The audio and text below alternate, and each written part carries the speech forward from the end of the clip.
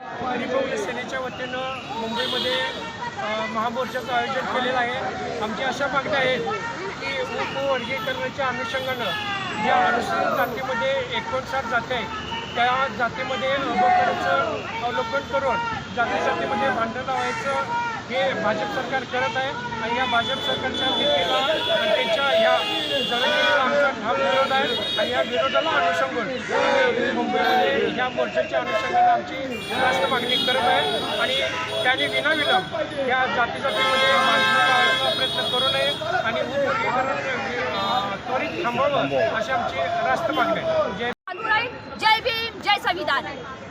का की हे मनुवादी सरकारने जो षडयंत्र रचला आहे की दोन भावांमध्ये भांडणं लावायचं काम केलं आहे। छोटा भाऊ आणि मोठा भाऊ यांच्यामध्ये भांडणं लावायचं काम केलं आहे। आमचं एकच म्हणणं आहे की 59 जाती एक जागे आले आहे आणि ह्या मोर्चामध्ये सर्व लोक सामील झाले।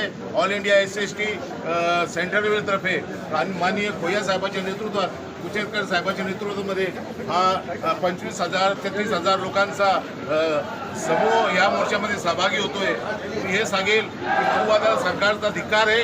आरक्षणाच्या विरोधात हा जो जनसमुदाय आहे तो आज भी उतरला। याच्यापेक्षा जर हे रद्द नाही केलं त्याच्यापेक्षा तीव्र आंदोलन होईल। जय भीम।